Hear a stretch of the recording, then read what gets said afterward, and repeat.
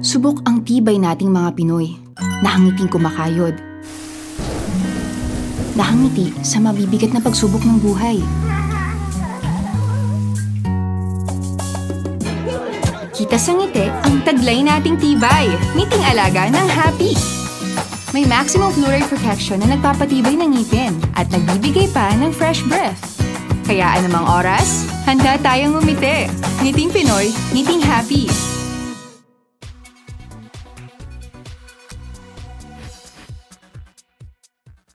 Welcome back, Pepsters! At kausap pa rin natin sila Elma Magalona and Janine Gutierrez of Villa Quintana.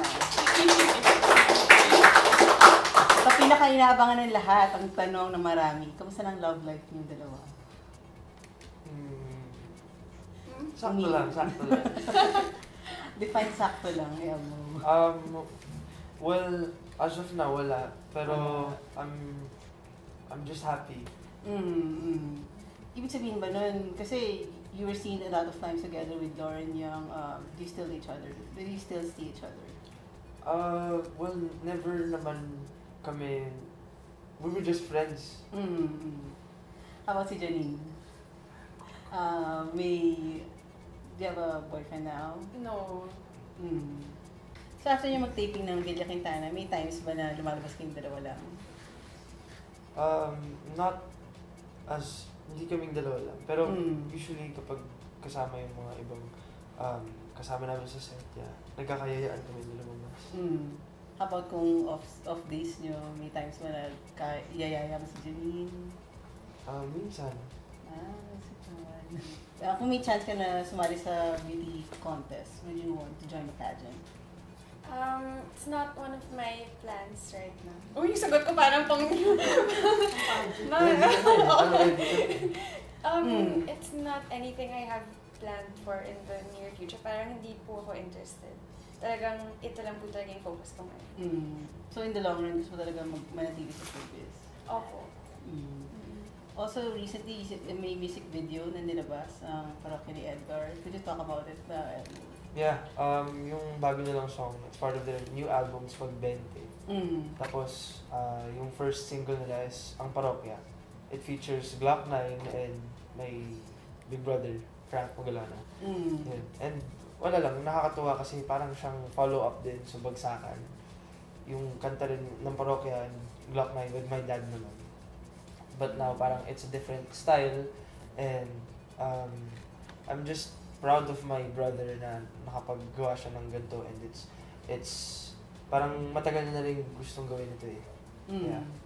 How about yung music career mo? Meron mong upcoming plans for 2014? Gumawa ako ng track with JR, Chris Lawrence, and Billy. Yeah, they helped me with my first song before and then tinulungan ulit nila ako, they made the song with me and then lalabas siya ng January. Okay, untitled. What's My Name? Galing naman.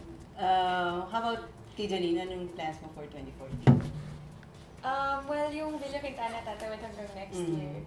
Tapos, I have Sunday All-Stars every Sunday. Aside from that, I'm not sure yet about parang... We'll see. Alam mo, mas gusto mo ba mag-work sa teleserye or do you miss being part of a noontime variety show? Mas na-enjoy ko ngayon yung pagiging part ng teleserye. Yeah. May kinalaman mo na si Janine? Maybe. Pero hindi, even parang before, parang na-miss ko rin yung pag-arte and wala lang. This is another way for me to express myself. And it's been helping me a lot. So, na-enjoy ko talaga siya every single moment. Ayan. So, Pepsters, may kita naman natin ang hidden talent na ipapakita sa atin ni Elmo. It's a hidden talent na gusto kong gawin kapag bored ako. I beatbox sometimes. Yan, Pepsters. Dito nyo lang makikita. Well, usually kapag bored ako. Sige, paano gusto nyo? Siyempre si Jenny mag-rap. Ano? Rapper na pala ako ngayon. Ano yun? Anong song? Ano, ikaw? Akala hindi ko kaya marunong mag-rap, no? No, but like, see, I'll just give you a beat na lang.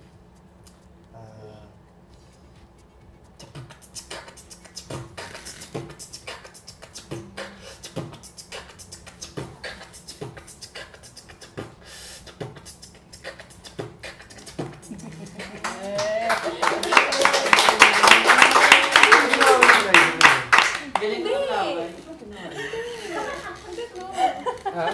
Walang laway. Amen, na-control ko yun. Nakahiya naman sa Oo, praktisado na yun. Ay, may tinatago ka na, di ba? Prepare ko po muna. May kapit dito tago.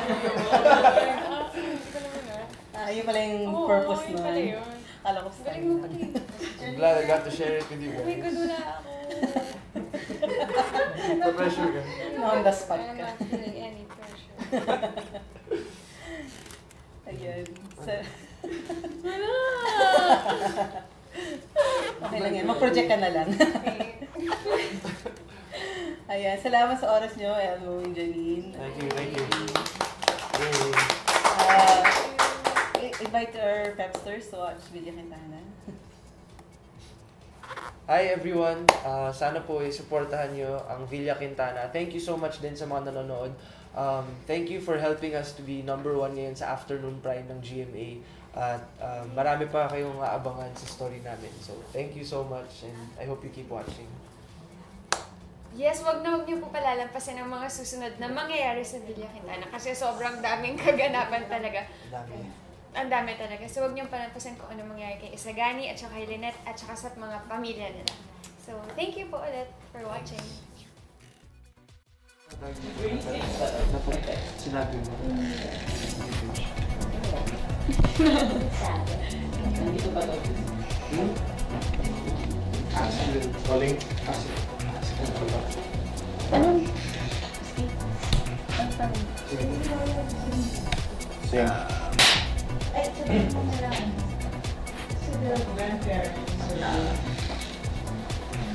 Sing. Hindi tayo mga.